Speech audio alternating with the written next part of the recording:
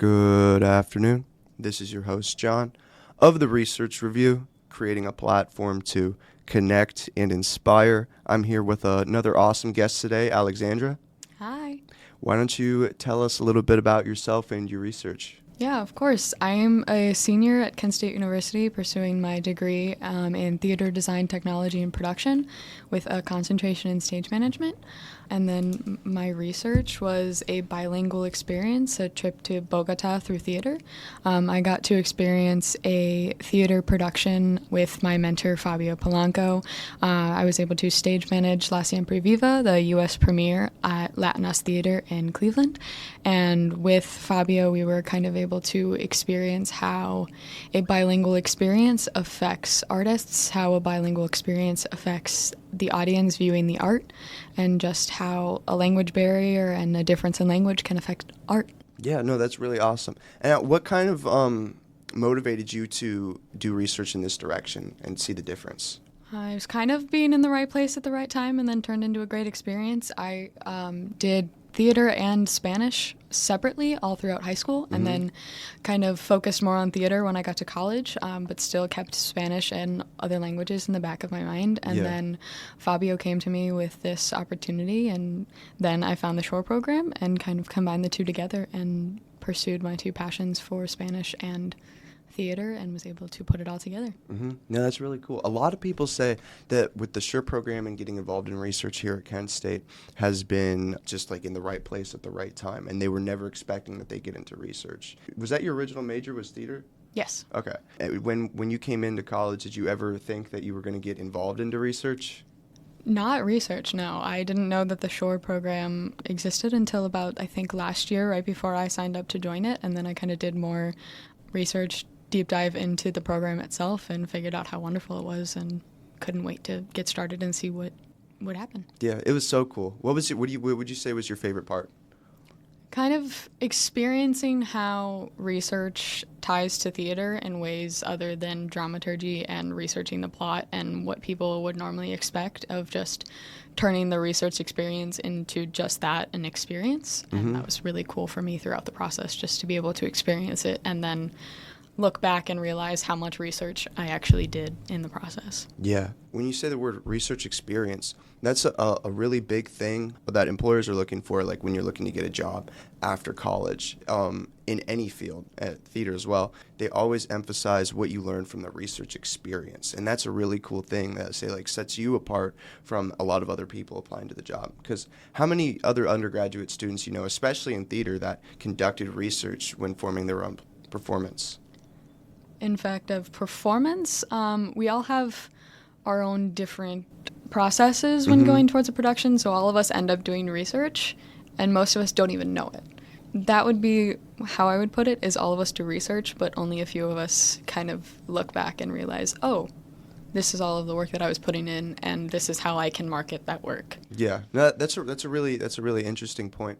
And then say that research process, outside of the SURE program or within the SURE program, how do you think those would like differ from each other when writing your own performance?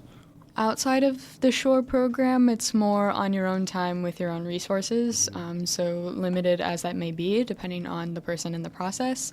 You kind of look into, like if you're an actor, you research the character that you're portraying, or you research the time period, or you research any other things that might tie into the plot.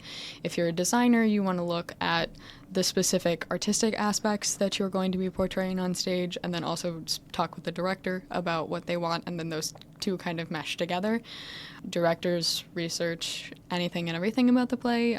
Stage managers kind of talk with the director and work in their own processes there, but then with the Shore program, you're able to take a specific aspect of it instead of looking at the whole research preparation as a whole. Is you take one specific aspect of it, like the bilingual experience and how that affects everyone, and be able to dive deep into that. And with expanded resources, you can find information that you didn't know you were going to find before. Right. Like what kind of expanded resources would you say you're talking about? I know there were a lot of opportunities for just talking to other people that you don't normally have in your circle. That was kind of an expanded verbal network for me of just bouncing ideas off of people who don't normally listen to me talk or don't know how my brain works, and it's kind of interesting to talk with them to get different ideas and different points of view on what you're presenting. Mm-hmm. No, I totally agree with you on that. I think that's been my favorite part of starting this podcast, is getting guests on from completely different fields and then bouncing those ideas off of people and having conversations with individuals whose minds are in a completely different discipline. And it's expanded my perception on a lot of things and have helped me come up with so many creative ideas that I never would have thought of on my own, or if I were to stay in talking to people within my own field. So it's been a great pleasure. Now, what did you find out of your research? The biggest thing that I found in my experience is that art is art no matter what language it's presented in. Mm-hmm. It was what I discussed in my 3-minute thesis earlier last semester, is that, for example, my parents who speak even less English or even less Spanish, than I do, were able to come to this show, read the super titles, and still understand the show that was being presented. They came to see the show twice. Mm-hmm. The first time they were very focused on the super titles to focus on the words that were being presented, but then they came back the second time, and even though it was about a week or two later, they had not learned any more Spanish, maybe a couple words here and there, but they were able to focus more on the artists, the blocking, the projections that were happening, the lighting design, and just the show as a whole, just because the way it was presented and the way everything was put together, you can still understand what's happening on the stage, even though if you don't understand word for word what the actors are saying. Right. So do you think understanding what's going on stage and then associating that with the language kind of helps people pick up some sort of dialogue? I think it depends on the person, because some people learn verbally and then visually, and some people learn visually first and then vocally. I know sometimes for me it's easier to see things and then look back and then read it and then understand it a lot better. Some people need to know what's being said before they head in, but it's an interesting thing to go back and forth of the learning processes and the research processes, comparing those, and then putting those people in a theater to see what they can draw from this experience. Right. English was your first language, right? And then what kind of made you decide you wanted to learn Spanish? Picked up, as most high schoolers do, is everybody in my class picked up Spanish. We had to take a language in order to graduate. We had to at least take, I want to say 2 years, kind of similar to college. And then I found Spanish. My neighbor actually was one of the Spanish teachers. So then I kind of got an earlier start to it and would help her out with other things before I got to high school. And then I started to take the classes and really fell in love with the culture and just the language itself. Kind of fell off a little bit with it in college just because everything picked up with theater. Yeah, that's totally understandable, Free time became limited, so I fell more into theater than Spanish, but it's always in the back of my brain. And then I got the opportunity to jump back in with La Siempre Viva. Awesome. Would you say that you learned a majority of your Spanish within those 2 years in high school?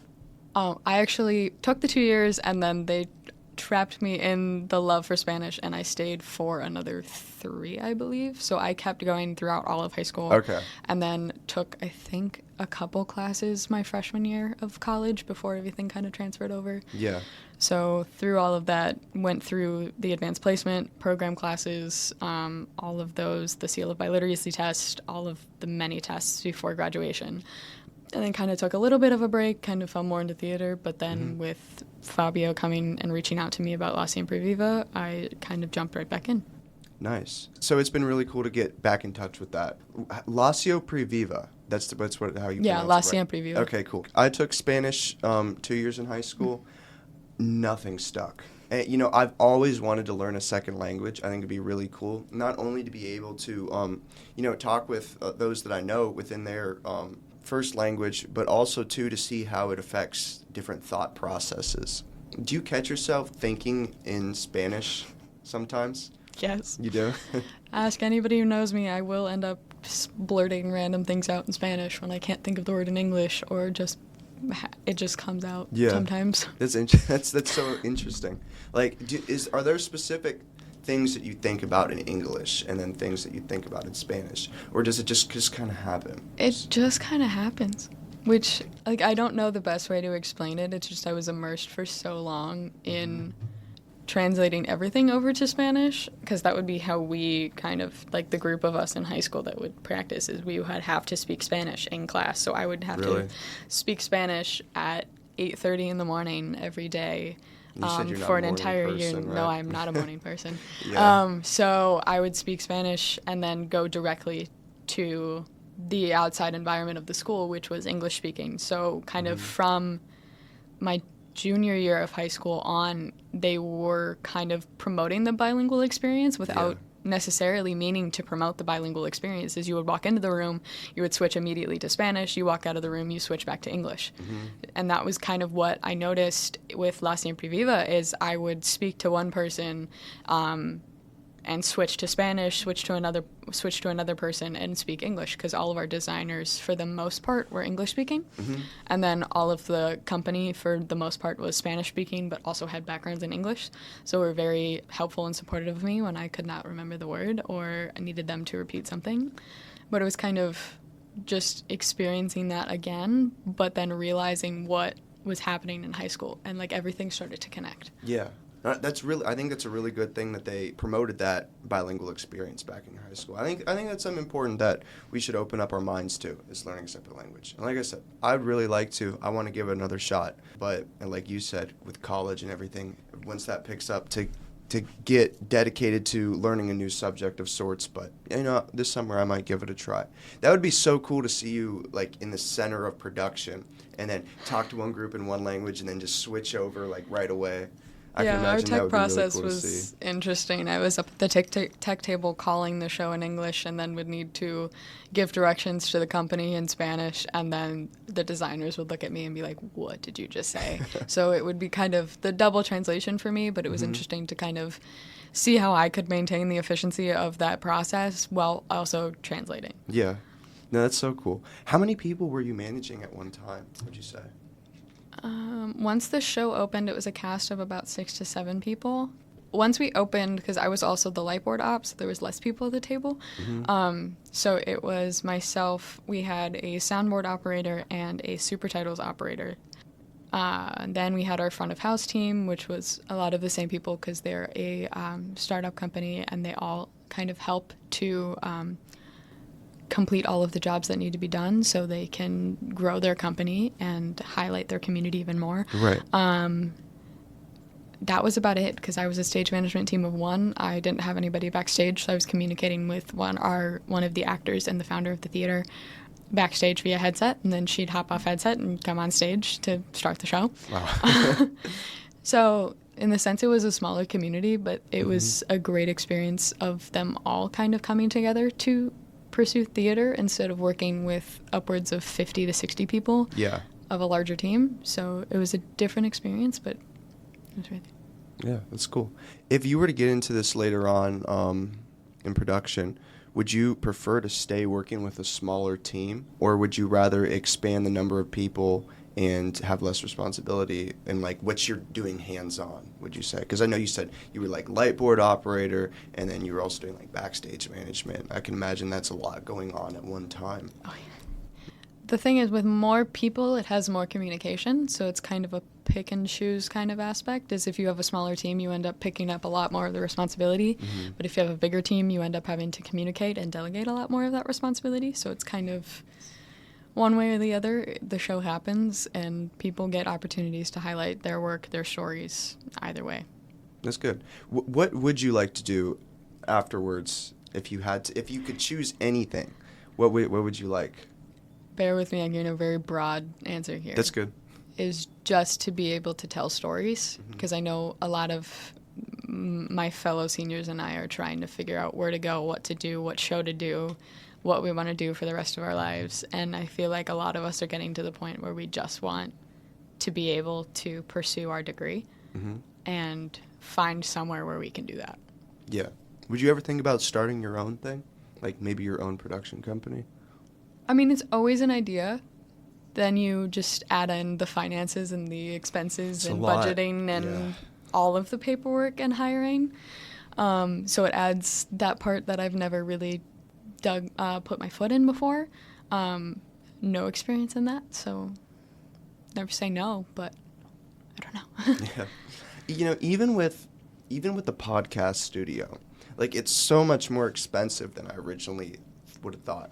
I mean, you gotta have the computer, the soundboard's a couple hundred. Each of these mics is at least 100, and then you have to have a space, and then you have like these like little soundboards and everything like that. And I remember when I was first starting this, like I was budgeting everything because originally I was just going to open up my own studio and it was going to be like upwards of $1,000, and which really isn't that much, but coming from someone who wasn't going to make any money off of it and is a broke college student, then I figured that probably wasn't the best idea. But then I looked online and I noticed, hey, Kent State actually has free podcast studios that anyone can use, any student or faculty member can use. This one right here, the Student Multimedia Center, is in the library. And if you just go online and look up Kent State Podcast Studio, it will take you to the first link, and you can look on a schedule and schedule episodes for a month in advance. And that's exactly what I do in here. And it's been really cool. They're really cool, the people who work here, and everything. An idea that I thought of a while ago was starting a company. The long-term vision for that, I thought it'd be cool to make documentaries and base them around popular dissertations or research papers. So say, for example, like my work was within college student homelessness. Mm-hmm. And one dissertation that I read was interviews with students and figuring out how they came over barriers and persisted to graduate when they were facing housing insecurities and food insecurities. And a big list of it was with interviews. I thought it would be cool to say like, hey, with like a low budget team, just reenact these interviews and then kind of shoot like a documentary style film, maybe like less than an hour, that just turns the dissertation into like a video format. Because, I think research is really interesting, but a lot of people don't want to read the papers. A lot of the people are a bit intimidated by it. But a lot of people could really benefit from receiving that information as close to a firsthand source as possible, especially with social sciences and stuff like that. And, that was one of the goals of the podcast, was to highlight research experiences in an audio format, get people more engaged and interested. I think it's been really paying off. And it's also been showing people that it's not as intimidating and it's more open to whatever they want to study as well.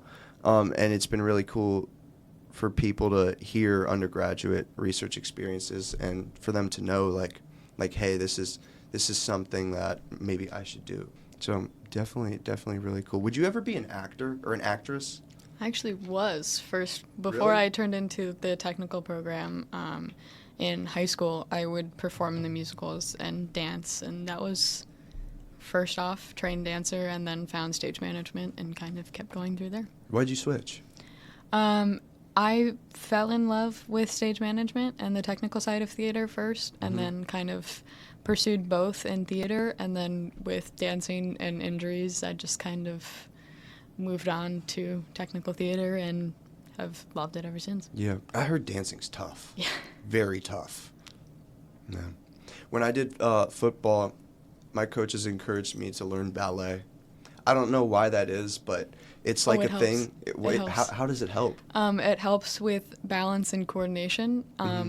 We actually had classes with our football team at my high school. Really? Where they would come in for a day just to learn basics to see how it helped, and then they could take it from there when they wanted to. Were they good at it?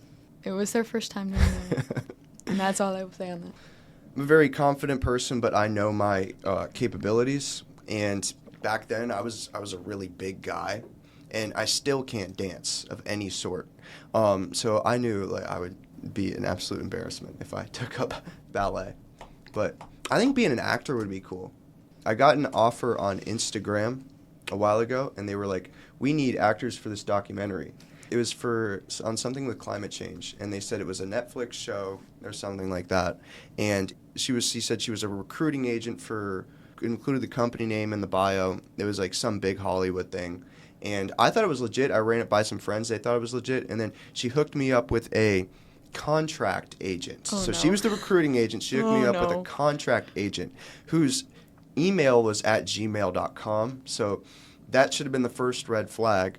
But he sent me these like 3 documents, and it was like the payment details, the Netflix contract, and then the script of what I was supposed to say. And I thought it looked so official because it had like signatures and everything on it. But the thing that caught me was they said this is a virtual gig, and you give us your bank account number so we can send a check to you to buy the recording equipment and props. Except they don't need your bank account number to send a check to you. Exactly. I figured that out later on. And they also said if anyone asks for any payment information before you record, don't do it. Yeah. Yeah. Well, don't, just don't do it. Maybe. Just don't do it at all. I don't want anyone to get scammed listening to my podcast. But just be very wary of offers that come from social media that are too good to be true. But I was so excited for like maybe 3 days. I'm like, I'm going to be like in a Netflix documentary, The New Star. And then I came to my senses a little bit later, and I was like, yeah, let's not do this anymore. Yeah, the Instagram DM of a script would kind of throw me for a minute. Well, no, she was like a talent agent or whatever. And then she sent me to the contract agent, who then emailed me the scripts. Gotcha. That's why there was so much to play, but they were probably the same person. Probably. With different names and different head photos and everything. But, I want to go back, DM her, and be like, that was kind of clever. But I'm not going to point out what she did wrong. I don't want her to Yeah, get maybe it not help the scam. Mm-mm. What was the name of your play again? La Siempre Viva. La Siempre Viva. What was kind of the plot to that? The plot, it kind of told the story through a family that lives in Bogota, Colombia, and talks about the Palace of Justice siege. Mm-hmm. So a true story. What's Very powerful story. What is the story? Palace of Justice siege in Bogota, Colombia was a huge political movement, for lack of a better word. I can't think of the right word off the top of my head. Mm-hmm. But they kind of discussed that moment in history very briefly in the actual play. Yeah. They would have locutor recordings, which are kind of just news articles, newscasters, recordings, kind of putting the play in perspective of the actual siege of the Palace of Justice. And then they would tell the story of how regular, everyday families in Bogota dealt with their own problems, but also were kind of experiencing the Palace of Justice siege at the same time. They would have missing people. The main family, their daughter, disappeared about halfway through the show. So they were dealing with that, trying to get her back, and just the emotional struggles, the familial struggles, the mental struggles of dealing with how much is happening in your life, but also being able to take that and parallel it to whatever you want to. Yeah. Because we had people leaving that theater paralleling it to things that we had never even thought of before. But it was our director's 12-year-old son who was like, is this parallel to this event? And we were like, you know what? It actually could be.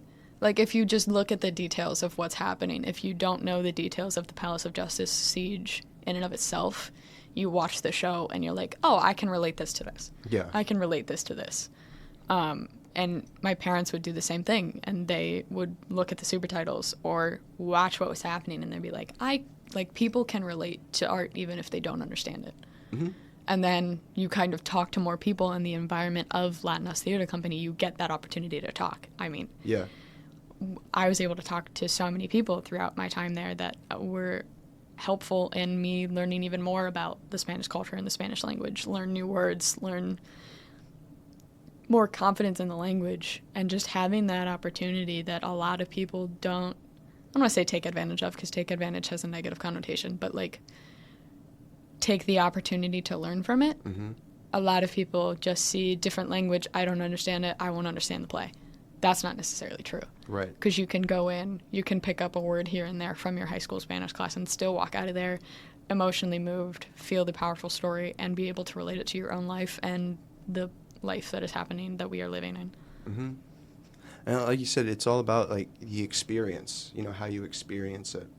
And old guest, Xavier, has come on the show a couple of times. His work was within Shakespeare, and he brought up the point like kids aren't really liking it in the classroom is because it's through reading, and this type of work is meant to be experienced. Yeah. You take away a lot better of a message and your own message through experiencing it, because that's ultimately how this kind of stuff was meant to be. Because I know a lot of my friends took the 2 years of Spanish and then hated the fact that we were going off of flashcards every day, hated the fact that it was tests every week, the vocab exams. And then I saw that mirrored in the college experience of people were just not having it with the tests every week, the vocab, the being pushed to regurgitate this information. Mm-hmm. That when it comes to a Spanish experience, they relate it to the same thing. And it's not, but not a lot of people get the opportunity to do something like that or experience it in that way, that they just see their high school Spanish experience and then kind of relate it to that and automatically turn off from it. Yeah. No, I totally agree. Like I said, I had to take the 2 years of Spanish in high school, and our main curriculum was the flashcards, the reading, the quizzes, and the regurgitation. I was always interested in the culture of it. But I'm very interested in cultures and societies, but that was maybe the first week, I think, and then everything else with the language. I was so bad at Spanish. And I remember, shout out to my teacher, Miss Ines. She had it for 2 years, and she would stay in during lunch with me and then do tutoring with me. And I just had the hardest time getting it. But, I think that's a big turn off in education with a lot of subjects, is just that memorizing and regurgitation and all that kind of stuff. And it takes out that creative aspect and that desire to know more. Because you memorize, regurgitate, and then forget a week later. And then you have to go back for the exams and cram study for everything. You don't have time to dive in and learn more, And that's something that I'm glad that research connected me with, is it gives me the opportunity to dive more into what I'm interested in and do my own problem solving, come up with my own answers and my own ideas. I know originally I was going in with pre-medicine, and I was taking the chemistries, the biologies, and all that kind of stuff. And I may switch back. I'm going to figure out after this summer. But I was listening to an interview with with a medical student, and she decided to drop out and switch over to a PhD, because she said that during medical school, that's all it is consume and regurgitate, and it's like you're drinking out of a fire hose, is the analogy that a lot of students use. But she said that being placed in a research setting gave her the opportunity to dive more into a rabbit hole, and ultimately realized that what she was doing to herself was more valuable because she was actually adding to the field. You know what I mean? So that's a big takeaway that I realized. So what do you think that you've learned from the research process personally? The big thing that I took away from it is kind of experiencing how people learn, because a big part of stage management, no matter what language it is, at least to me, is figuring out how people's minds work so you can work best with them. Because no matter how many people you're working with, it's best to keep that room as efficient as possible. And then when you add in a different language, let alone a different language with different cultures onto it, which makes the language inherently different. For example, people in Mexico speak a different Spanish than people in Argentina, which we had people from different Spanish-speaking countries, which added a different level of, they would have different phrases for different things based on cultural growth and how we have slang terms, how we have paraphrasing, things like that. It's the same in the Spanish-speaking countries. So it's kind of jumping into that and going off of that, learning how best people work, how some people don't understand if you go about something this way, so you have to go about it this way. But some people will learn from idea A. So it's Right. kind of merging those two. So I kind of walked out with that process in my brain and being able to apply that to any other show that I do. Even if if the show is completely in English, it's still figuring out how people work best and kind of supporting that no matter what language it's in. Cool. That's really interesting. I didn't realize that. How big is the difference between Mexico and Argentina and the way that they speak Spanish? There is a thicker accent Yeah. in Argentina with some of the letters. And then it's just how, as the countries evolve, they kind of, I want to say, developed their own language in a sense of the basis is still Spanish, but it's the phrases and the things that you only catch up on. Like, you don't learn from a book. You learn from being in Mexico or speaking to somebody from Mexico. And the same for Argentina. It's the things that you learn about a language past the book is the best way that I can explain it. Interesting. Is because the book will tell you so much, and then when you get there, because I was talking to somebody, I think last week, who was taking French in high school and then went to Paris and then realized that they didn't know a single thing. And it's because you learn so much from a textbook that hasn't been updated in 5-10 years that when you get there, you learn the cultural differences that have evolved over time. It's like most of our English slang isn't necessarily worded in textbooks. You learn it. We have people from other countries coming here, and we have to explain them. I think the biggest one that I've known is it's raining cats and dogs. Yeah. Is you tell that to somebody from a different country and they will freak out.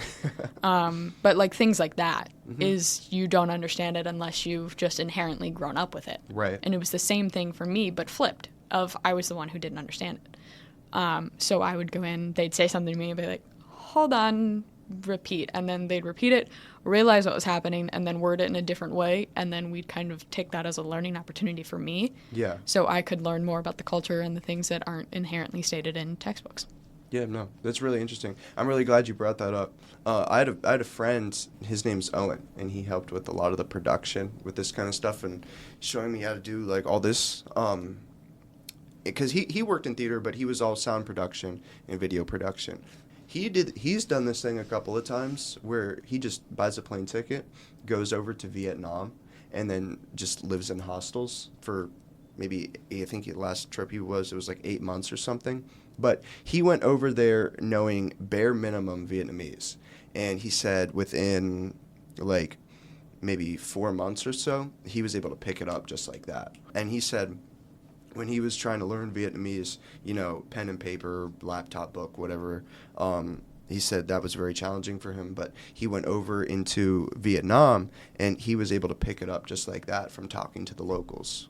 That's interesting. That's really interesting that it works that way. Alexandra, if you had one more message to share with the world, what would it be?